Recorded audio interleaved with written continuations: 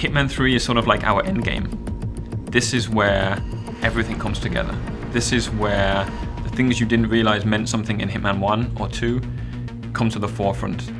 Having those holy moments when we flip something on you and make something happen that you were not expecting, and then just keep moving to the next thing until you have that moment of, that's it. We wanted to bring back what was the essence of Hitman. And I think Hitman 3 to me is the dramatic conclusion of that. It is the end of a journey.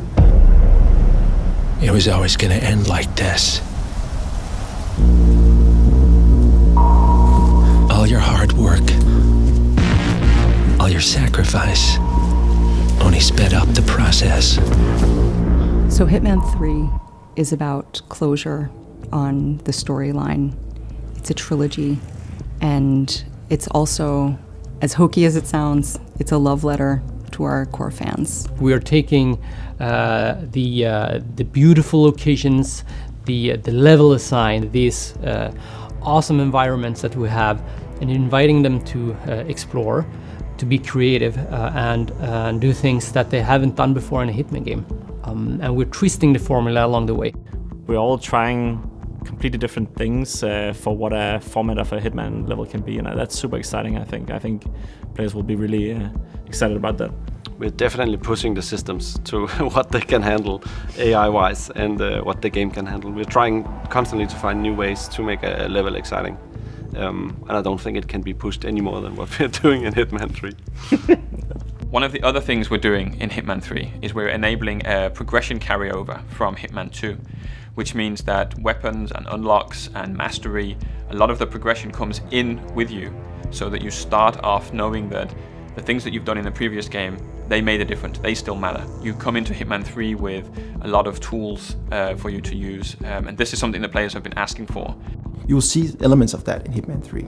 Things that fans want, things that fans have been talking about since Hitman 1, you will see in Hitman 3. I think what our players will like the most is going into this game not knowing what to expect, and then really seeing how the game takes them on a dark journey that is both intimate and emotional, and with some hope sprinkled in.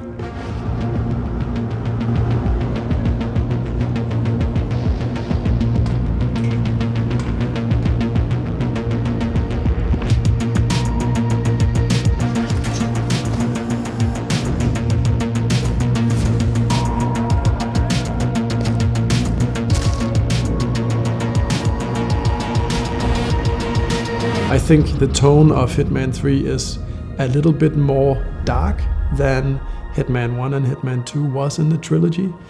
And I think it's a little bit more contemplative. It's more intimate. There are things going on that now that we have been with the characters for so long, that I think are going to be interesting to the players to witness.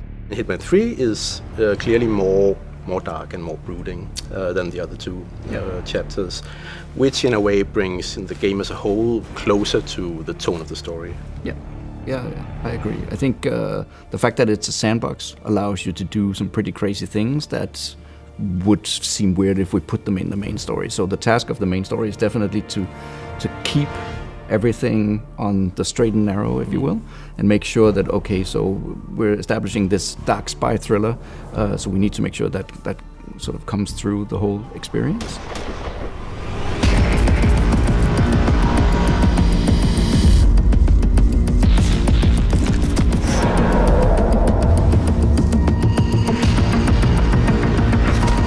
We are now independent, and Hitman 3 is a game that we completely publish ourselves, and that's pretty exciting to do that as a first. The self-publishing for us on Hitman 3 is the pinnacle of the relationship, unhinged, unfiltered, unplugged with our beloved franchise and our community and our beloved gamers on Hitman, is to have that connection as close as we can.